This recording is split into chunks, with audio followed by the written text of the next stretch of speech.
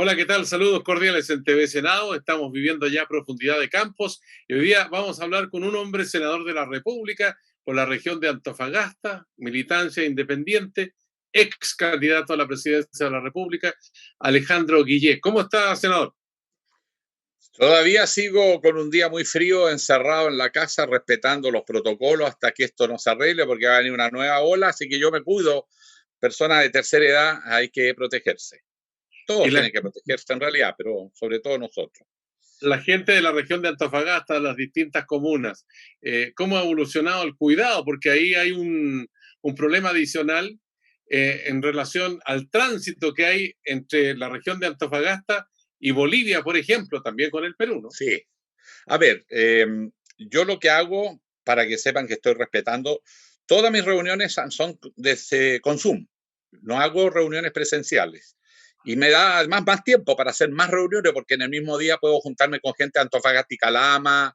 He intentado Tocopilla, pero cuesta más. Ahí hay problemas de señal.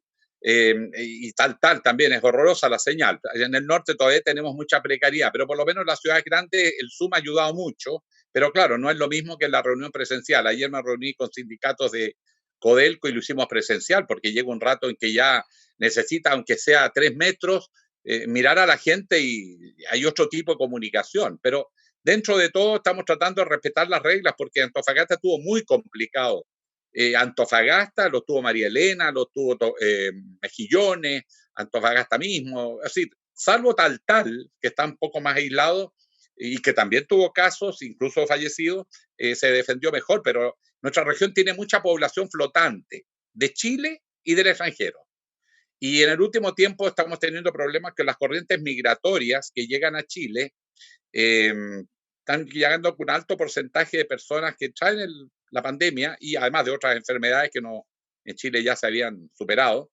Y sobre todo desde Arica, Parinacota, Tarapacá y Antofagasta estamos efectivamente con la población muy preocupada por posibles contagios por el proceso migratorio. Entonces no es que seamos antimigrantes, pero hay que ordenar eso porque expone a toda la población. Bueno, la pandemia ha traído otro problema y que seguramente la región de Antofagasta se ha hecho presente y que está relacionado con la pobreza. Incluso hay un informe del Banco Mundial que se ha conocido hace pocas horas. Hay otro informe también de mediados de junio de la CEPAL y la FAO que habla de 3 millones de personas en fragilidad alimentaria y de 700.000 personas viviendo en el hambre. ¿Cómo está la situación en la región de Antofagasta, por ejemplo, con los comedores ciudadanos o las ollas comunes? Ollas comunes. Mira, nosotros tenemos, además del tema de la población flotante o que está dando vuelta, que va a trabajar a la minería sobre todo o a servicios vinculados a la minería y que después vuelven a sus ciudades de origen, ahí tenemos un flujo muy grande, los aeropuertos, los terminales de buses, y eso explica por qué el Mejillones, por ejemplo, tuvo serios problemas, Calama tuvo serios problemas. Es parte de la explicación. El otro es la precariedad, porque acá en Santiago yo me acuerdo que el ministro Mañalich decía hay que lavarse las manos, hay que mantener distancia. Sí, pero en un campamento, ministro, no hay agua potable, el estanque, hay que ir a un estanque donde van todos, y además la gente vive en unos poquitos metros, 2 piezas, y vive una familia completa. Además no puede estar encerrado todo el día en una piececita de 2x2, de 2x3, y además de materiales muy vulnerables, de manera que los bichos circulaban para todos lados y para casa el vecino. Yo sabía, y no quise despertar temor, pero cuando empezó la pandemia decían que había empezado, ¿te acuerdas con los chilenos que iban de vacaciones al extranjero? Providencia, Ñuñoa, y se diseñó toda una estrategia de país desarrollado. Yo dije, ¿y qué va a pasar cuando lleguen Antofagasta a los campamentos?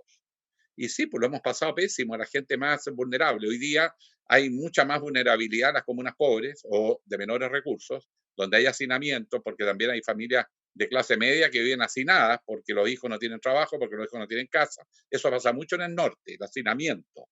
Y eso hizo que Calama batiera todos los récords y además con un índice de mortalidad muy alto.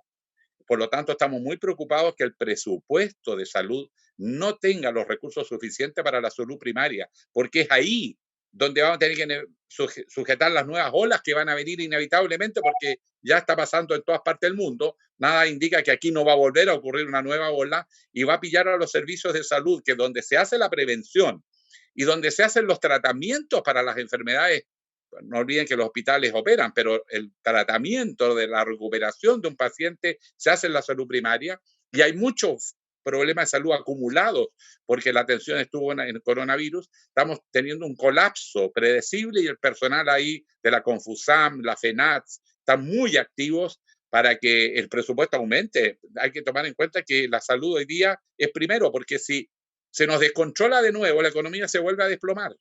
Y eso es lo que le cuesta entender al ministro de Hacienda, porque no tiene calle, pues no visita las regiones, se queda en su oficina en Santiago, entonces se puede construir cualquier castillo en naipes. Pero desgraciadamente los castillos en naipes, como lo dijo el ministro Mañalich, se caen. Alejandro Guillet, como senador de la República, seguramente ha sido su atención, al igual que los demás parlamentarios y del mundo de la política, de la profunda crisis que ha vivido Carabineros, que llegó a un punto en que la máxima autoridad fue despedida por el presidente de la República, o se le pidió la renuncia, o se hizo que se renunciara, en fin, en una situación que todavía no tiene la suficiente claridad, pero ya hay un nuevo general director a cargo de la institución. ¿Qué significó ese cambio que al mismo tiempo estuvo precedido de la caída de varios ministros del Interior? Bueno, evidente que el cambio ya era un fusible que estaba quemado, ya no le servía nada y haberlo mantenido habría significado una trifulca en los medios de comunicación y en el Congreso y en la opinión pública gigantesca. Ya no había ninguna utilidad mantenerlo y el presidente entendió que además tenía un nuevo ministro del Interior al que no puede arrastrar la caída del general de Carabineros y tuvo que optar. Bien por el ministro del Interior, porque eso le permite a él descomprimir la presión. Pero aquí fue un fusible que se cambia por otro. Se quemó un fusible, bueno, se puso otro para aguantar. Pero lo que todos tenemos conciencia en Chile es que Carabineros está afectado por una gravísima corrupción administrativo-financiera que ha comprometido a los altos mandos, no sé si a todos, pero a muchos. Y por consiguiente esa corrupción fue afectando la línea de mando hacia abajo en la parte operativa. Siempre que hay corrupción en una institución, en lo administrativo, inevitablemente afecta a la parte operativa y eso llegó al operativo al punto que Carabineros no, fue incapaz de hacer ningún procedimiento sino violar los derechos humanos o actuar con fuerza innecesaria y peor, tratando de ocultar y esconder las pruebas o inventar pruebas, incluso en una forma muy miserable, porque era culpando a la víctima de la situación generada. Tenemos suficiente evidencia de eso en cualquier país del mundo. El 10% menos, el 1% de lo que ha pasado con la policía chilena, esto ya habría estado intervenido. Por lo tanto, ya Carabineros no tiene capacidad interna de resolver el problema. Ahí esto pasa por una refundación de Carabineros para una policía democrática de una sociedad civil y no una fuerza militarizada. Y en segundo lugar, se requiere una intervención externa. Yo mismo he propuesto el mecanismo de un ex miembro de la Corte Suprema, por ejemplo, que pueda hacer el saneamiento, porque ¿cómo le va a seguir metiendo plata a una institución donde los altos mandos se la repartían de otra manera? De A ver, manera Alejandro ilícita. Guillet, vamos No por puedes pretender hacer cambios con los mismos que están involucrados con las manos con manjar, como dice nuestro amigo Paulsen. Hay que intervenir de afuera, pero con los carabineros. Los cambios hay que hacerlos con la policía, pero desde fuera, con el Congreso, con los especialistas, en fin, el gobierno. Esto de modernizar o refundar Carabineros, yo lo que he recogido, digamos, distintas versiones y voces, que Carabineros tendría que dejar, entre otras cosas, de ser una policía militarizada. Tendría que dedicarse exclusivamente a la prevención del delito, por ejemplo, del narcotráfico, que ha tenido una progresión enorme. La acreditación de mejor calidad a través del Consejo Nacional de Acreditación, ¿no? Que sin duda forma parte de los programas de estudio para los oficiales de Carabineros, tener un solo escalafón y al mismo tiempo mirar con atención el desarrollo de policías como la de Alemania, la de Austria y la de Finlandia. Todos esos elementos forman parte de distintas propuestas que se han hecho. ¿Cuál le parece a usted que hay que asimilar y que es la más urgente para poder enfrentar esta crisis? Porque la policía se necesita todos los días, las 24 horas, los 7 días de la semana, todo el mes, todo el año. Cada día. Efectivamente, el orden público, si no hay policía, es un caos y ya ves tú cómo han aprovechado esta crisis Carabineros los grupos narcotraficantes para tomarse poblaciones completas en muchas ciudades de Chile. Ese es un problema real que tenemos que atenderlo aquí y ahora con lo que hay. pero yo creo que hay que aprender también de la experiencia de lo que está ocurriendo. Yo tengo la impresión que Carabineros de Chile fue fundado en 1927 por el general Carlos Ibáñez del Campo, bajo la llamada dictadura de Ibáñez, y se creó como una fuerza de protección del presidente que tenía rechazo en algunos sectores castrenses, como una fuerza con capacidad militar y con conceptos militares. Además que fue sacado con personal de las Fuerzas Armadas. Entonces se generó una cultura institucional de una policía militarizada que siempre llama mucho la atención en el mundo, porque no solo su uniforme, sus jerarquías, sino sus protocolos son de una fuerza de acción militar. Eso colapsó y se dio en el mejor caso de todos, para no entrar en las discusiones de las movilizaciones sociales. ¿Qué pasó en el Sename? Había un conflicto entre jóvenes dentro del Sename, un conflicto que se hizo muy agudo. Primero, la policía llegó 2 horas tarde, eso es lo que ya sabemos, pero cuando entran se ven agredidos también por esos jóvenes que se estaban agrediendo entre ellos, por un joven descompensado psiquiátricamente. En consecuencia, no tuvieron la capacidad de manejar ese conflicto que se produce todos los días, cuando hay violencia intrafamiliar, por ejemplo, cuando hay violencia entre jóvenes, cuando personas que son alcohólicas y agresivas, cuando personas que tienen trastornos psiquiátricos, la policía tiene que estar preparada para resolver ese tipo de problemas que son muy comunes, desgraciadamente, dentro de la convivencia social. Y no tuvieron idea qué hacer. Recurrieron en la desesperación, porque sufrieron aparentemente agresiones, de sacar el arma y disparar a 2 menores que están en un centro del Estado con la protección del Estado. Eso es insólito, eso ya no tiene, ya no resistía un día más, pero demostró la incompetencia, el personal no está preparado. Los carabineros no supieron qué hacer y hicieron lo peor. Y eso les está pasando frecuentemente en cada ocasión en que son convocados. Y además con un criterio clasista, porque a unos los apalean y a otros los protegen. Algunos grupos paramilitares cuentan con el respaldo de la policía, que vigila a distancia y los deja hacer en horarios de toque queda. Eso es una corrupción gigantesca en lo operativo. Por eso que, Sergio, hay que tomarse en serio los carabineros. Esto requiere una refundación. Tiene que ser con carabineros, pero también desde afuera. No pueden ser ellos mismos que se vayan a refundar. Y además que tiene que ser un tema que todos los sectores concluyan, porque si concurren en el Congreso, en el gobierno, los especialistas, los académicos, todos somos responsables de encontrar una buena solución. Pero si el gobierno lo quiere hacer a escondida, como suele hacer las cosas, y entre pura gente de su confianza, eso hace que otros sectores no se sientan comprometidos con el proceso y se dediquen a criticarlo. En consecuencia, lo razonable es entender que ante la magnitud de la crisis se requiere una política de Estado y una actitud de todos los sectores de concurrir. Pero aquí que el que da la señal es el jefe jerárquico de Carabineros, que es el presidente de la República. Ahora, Y hasta ahora no lo ha dado. hay un punto que se ha discutido siempre, el hecho de que exista la policía de investigación, o sea, la policía civil, ¿no? Y la policía de carabineros, la policía uniformada, pero las dos tienen instancias de investigación, de indagación, tienen laboratorios de criminalística. ¿No es un exceso de gasto en materia de recursos y que se está tirando el dinero ahí cuando debería asignarse a una sola policía esa responsabilidad, la policía de investigaciones? ¿O Carabineros debe mantener también esa posibilidad de investigar para ponerse a disposición de los fiscales? Mira, hubo una época en que uno prefería que estuvieran las dos, porque también la PDI, no se llamaba PDI en esa época, estaba también muy afectada por corrupción y estaba muy deteriorada y muy desprestigiada. Incluso Carabineros estaba muy arriba y la PDI, o mejor, investigaciones muy abajo. Pero en la década del 90, cuando estaba el director de investigaciones Nelson Merritt, se inició un proceso de refundación de la PDI. Y hoy día la PDI es un orgullo para Chile. ¿Y cómo comenzó?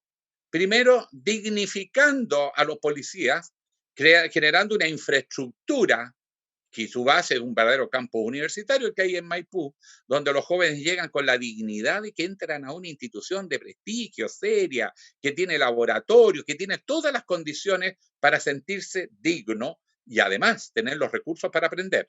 Segundo, se revisaron los planes, los programas, se cambiaron muchos profesores y se instauró este sistema de recibir universitarios, profesionales, para sus plantas. Eso ha sido un éxito. puede mejorarse, puede que tenga detalles todavía pendientes, pero hoy día nadie cuestiona a la PDI, a veces en casos puntuales, pero como institución está muy bien. Y ese es un buen ejemplo de que las instituciones se pueden mejorar, pero allí se hizo un enorme esfuerzo de varios gobiernos con la PDI, no contra la PDI, pero poniendo mano firme. Y ahí fue muy importante, desde luego, los ministros del Interior de la época, los gobiernos que tuvimos en la época que tomaron la decisión, los ministros de Hacienda que dieron los recursos que fue necesario. Y yo te digo, da gusto ir a Maipú, donde está la escuela. Ahora hay que hacer lo mismo con Gendarmería y con otras instituciones que han quedado muy atrás, porque no han recibido los recursos ni se le ha dado la importancia que corresponde. Por eso que Carabineros hoy día requiere el cariño de todos. Esto no es contra Carabineros, esto es para salvar a la policía civil y tener una verdadera policía civil en Chile de acuerdo al siglo XXI, preparada, científica, dignificada. Nadie está en contra de Carabineros, al revés. Los que están en contra son los que impiden que el poder civil esté sobre estas instituciones uniformadas, porque al final, al no tener fiscalización real, se corrompen. Bien, Alejandro Guillé, senador de la República por la región de Antofagasta, independiente. Hacemos una pausa en esta profundidad de campos aquí en el canal del Senado de la República de Chile. Volvemos con usted en un momento.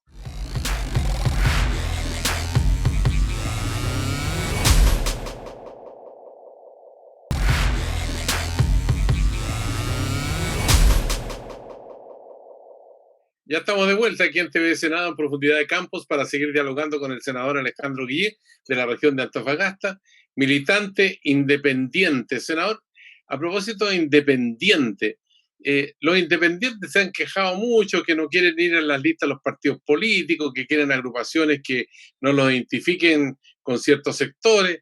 Los pueblos originarios también están bregando por tener una participación activa en la constituyente, que deriva todo esto del acuerdo del 15 de noviembre del año pasado. O sea, ya estamos hace más de un año, ¿no?, con este desafío que va a tener que plasmarse de aquí al mes de enero, porque en abril tenemos la elección de la constituyente de 155 o más, piensa usted.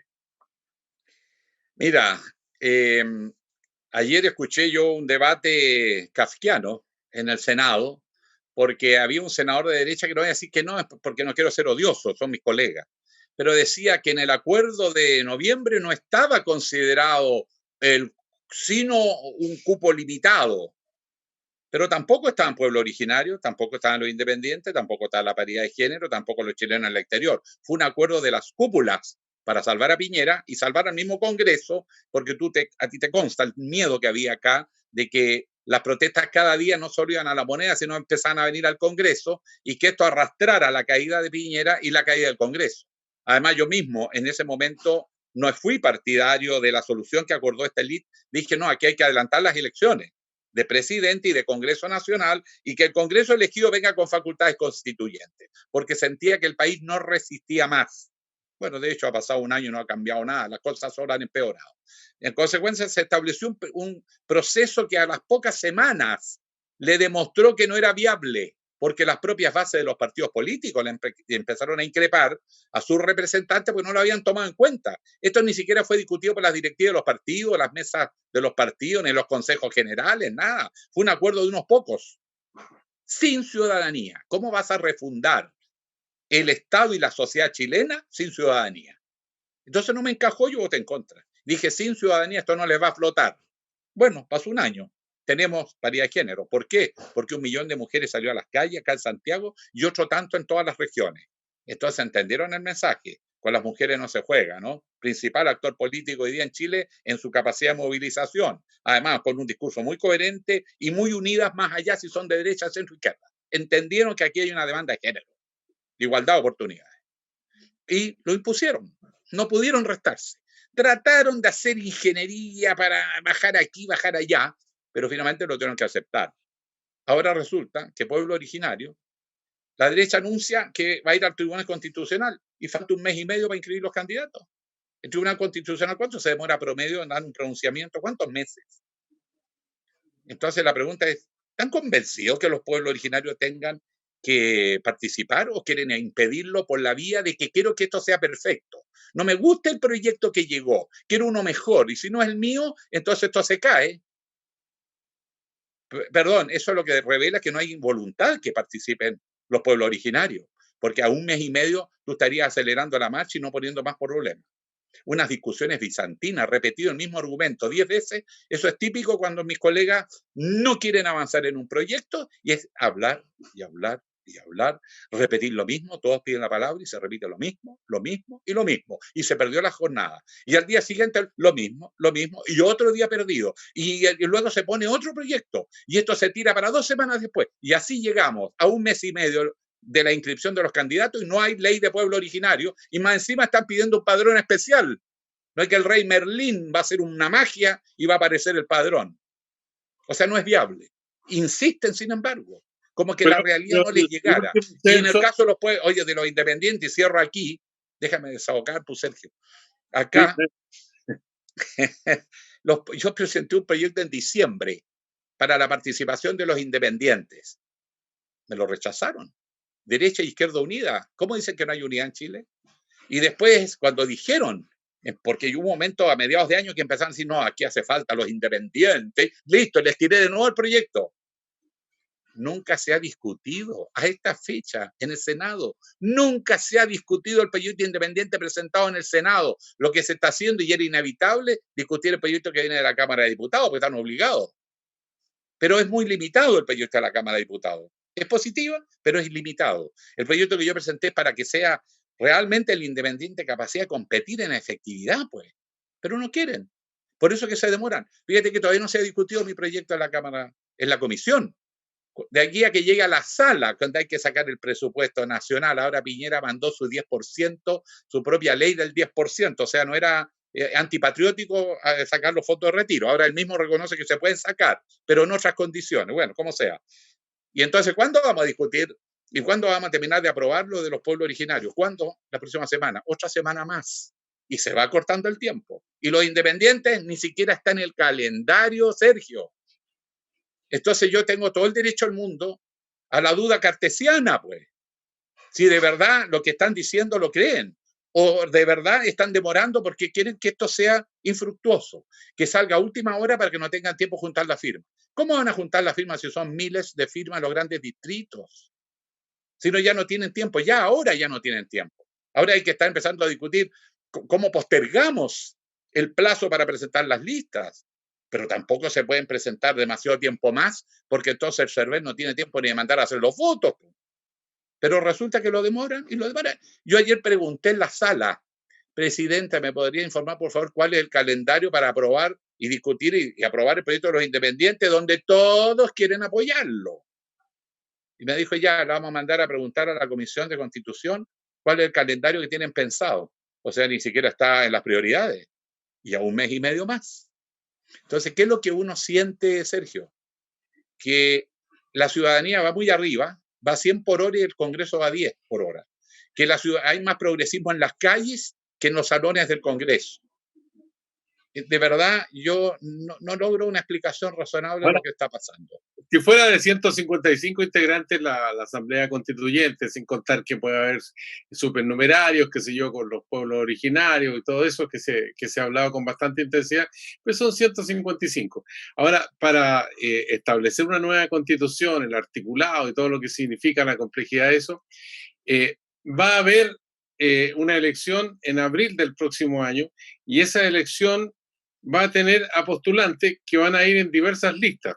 La oposición podría llevar 3, 4 listas y la derecha capaz que lleve una sola lista y se quede con la Asamblea Constituyente y todo lo que ha pasado y ha ocurrido vuelva a foja cero. Eso es lo que me dijo el otro día un experto en materia electorales. Me dijo, esto puede terminar en nada. ¿Puede ocurrir eso o no? Sí, claro, es un riesgo. Si no hay ciudadanía, y ojo, si la ciudadanía se desmoviliza y deja que esto sea casi una discusión entre los constituyentes entre sí, esto se desploma. La condición para que el proceso constituyente sea exitoso es que sea muy participativo dentro de la convención, pero también fuera de la convención. Por eso yo estoy preparando un proyecto de ley para presentarlo ahora y espero que lo apoyen, porque todos dicen que están de acuerdo, para tener mecanismos de participación asegurados durante el proceso constituyente, que no sea una convención encerrada en sí misma, como opera el Congreso la mayoría de las veces. porque si no se va a perder la legitimidad y por lo tanto lo que de aquí salga va a producir desafección, decepción, y yo creo que esto estamos, mira, jugando con muy poco espacio. Y por lo mismo tengo la convicción de que si no hay ciudadanía esto no flota. Además, a mí me parece ridícula que esté discutiendo cuánto van a ser los constituyentes. ¿Qué le importa? Mientras más gente participe, mejor. Lo único que quieren es achicar, achicar, achicar. ¿A qué le tienen tanto miedo la derecha y la izquierda unida? ¿A qué le tienen miedo? A los ciudadanos. Pero no dicen que están con la movilización social. Además, seamos objetivos, hay más miedo de los partidos que afuera.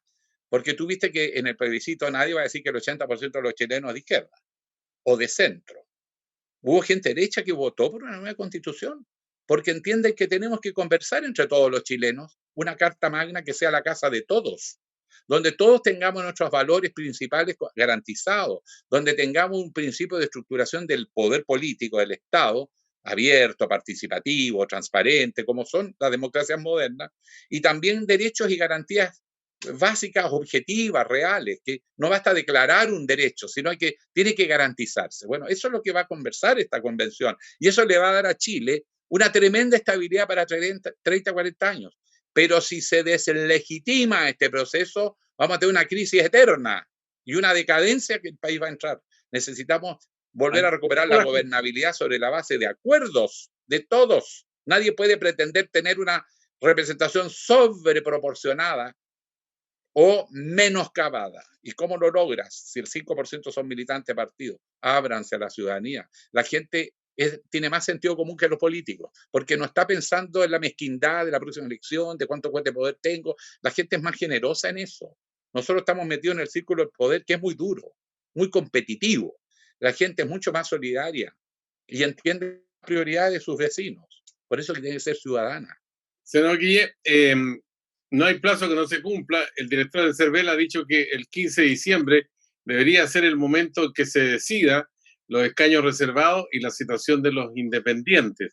Eso va a quedar pendiente. ¿Para cuánto? ¿25 días más? ¿20 días más? Descuéntenle los días de domingo, los sábados que no hay legislatura.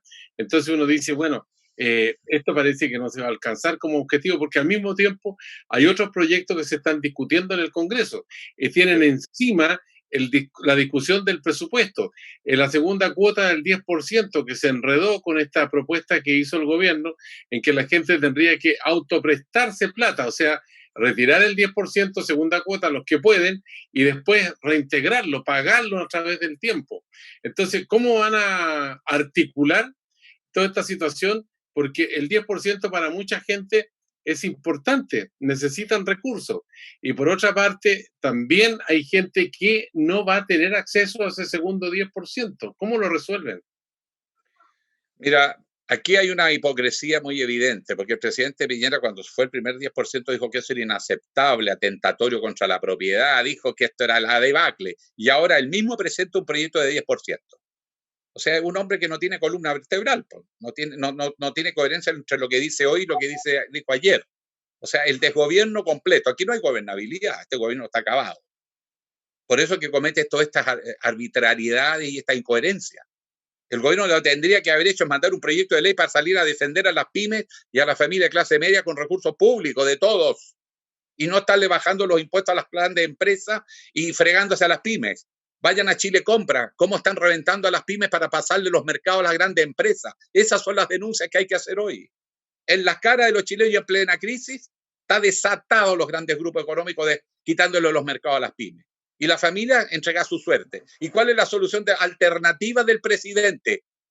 Que yo les voy a prestar su propia plata y me la tienen que devolver. O sea, se los van a fregar de ida y de vuelta. Yo le pediría al presidente que ya no gobernara más, que se quedara callado.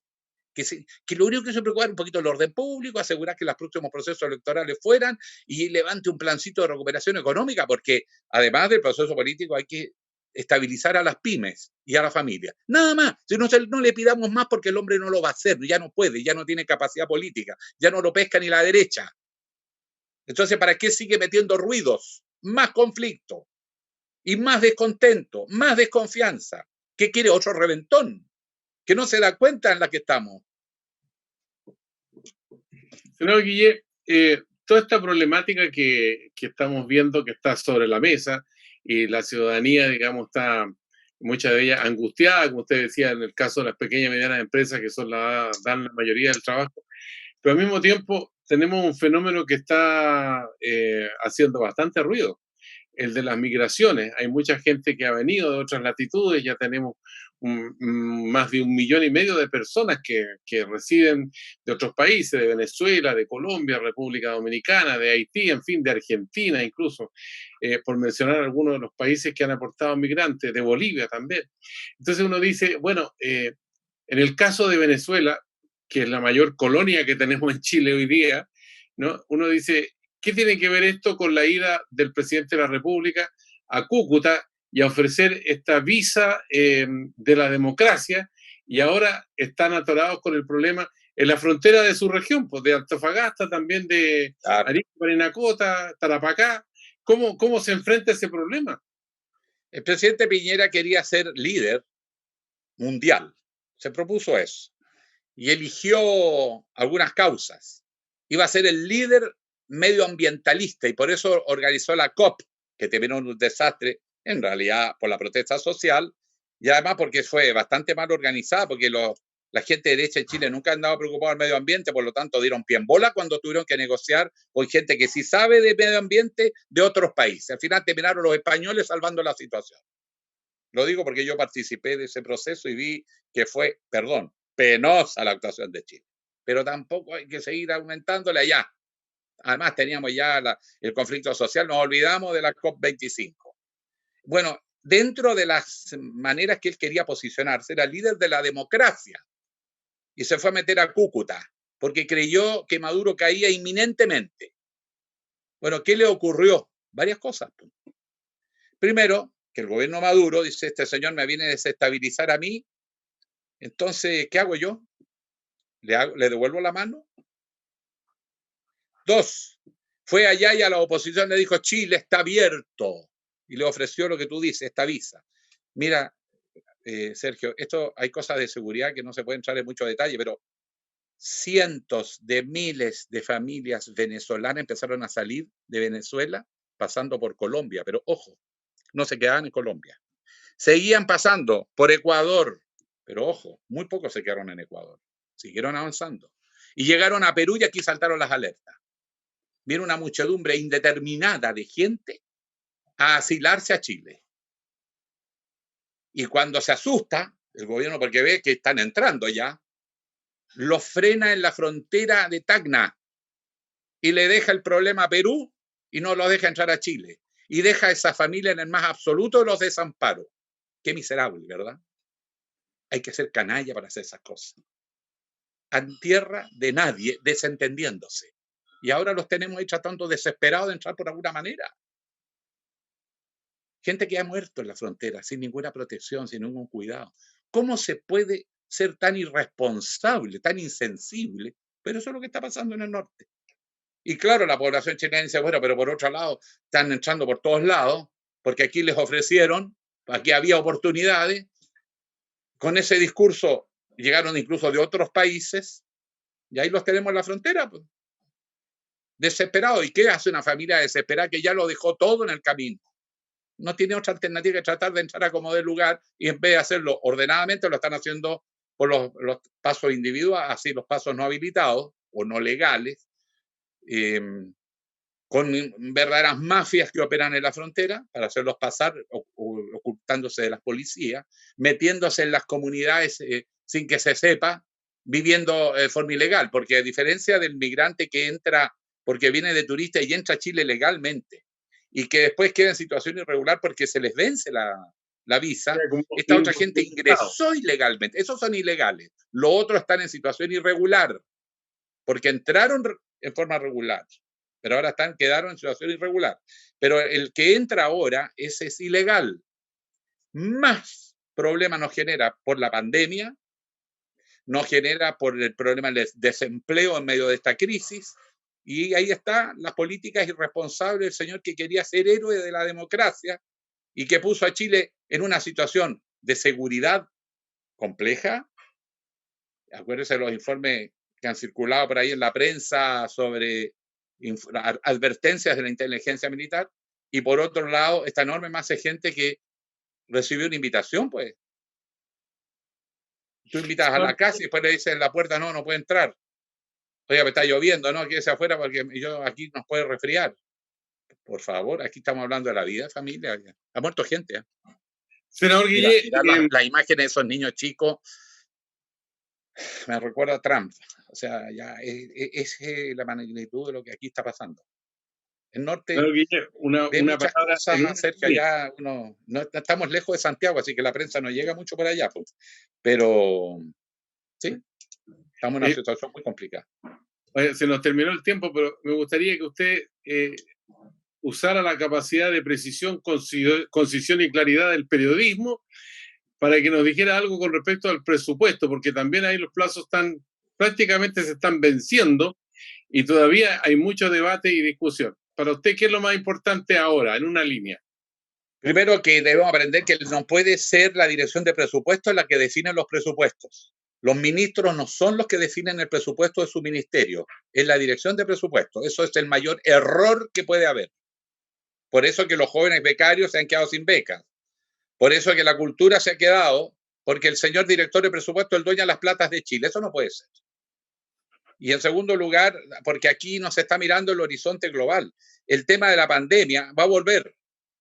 Pero además las listas de espera de otras enfermedades, esa gente ya está reventando porque se han agudizado sus problemas de salud y tenemos que resolver listas de espera que si ya antes eran terribles, ahora son peores. Van a demorar años en estabilizar esto. Tienen que tener un presupuesto especial para enfrentar la pandemia y las consecuencias de la pandemia en otras enfermedades para enfrentar los próximos años. La salud primaria, clave, absolutamente clave, porque ahí se hace la contención, la prevención. Y además porque ahí se hacen los tratamientos prácticos.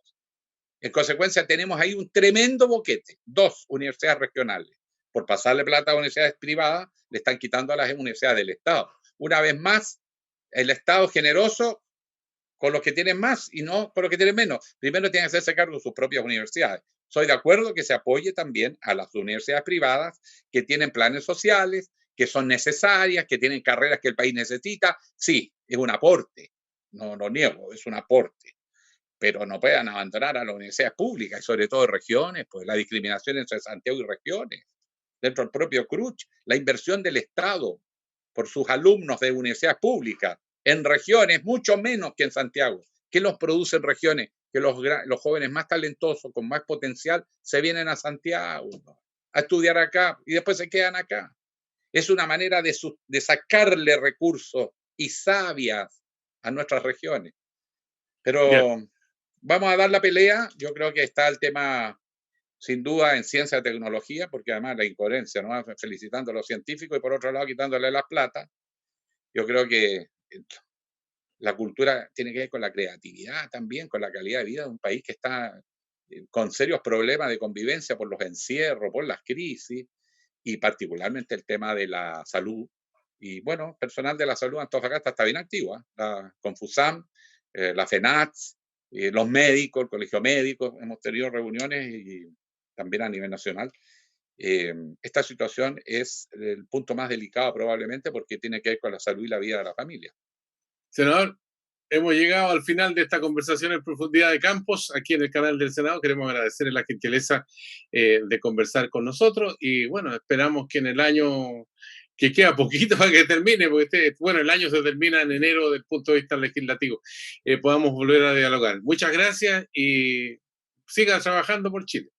No, aquí, de todas maneras, Sergio, aunque a veces le echo tanto de menos al periodismo, pero ya aquí estoy, asumido, trabajando con organizaciones de la sociedad civil, no lo vamos a abandonar, muchos sindicatos, muchas organizaciones territoriales, ese es el campo que yo me muevo y me siento de verdad compensado con el cariño de la gente y la entrega y las expectativas y la esperanza que todos tienen. Así que a salvar el proceso constituyente para darle ciudadanía, o no, flota. ¿Sería candidato presidencial usted o a senador de nuevo? Cuando se inicie el proceso constituyente se van a redefinir las fuerzas, se va a redefinir el estado de ánimo, van a surgir otros líderes. Abrámonos a lo que viene y después vemos cómo encajamos nosotros. Bien, gracias senador, que tenga una buena semana esta que está comenzando aquí en el canal del Senado. Los saludamos nuevamente. Gracias. Gracias, Di Sergio. Un abrazo a todas las muchachas y del canal del Senado. A usted también que sigue estas conversaciones a través del canal del Senado. Le decimos que será hasta la vista.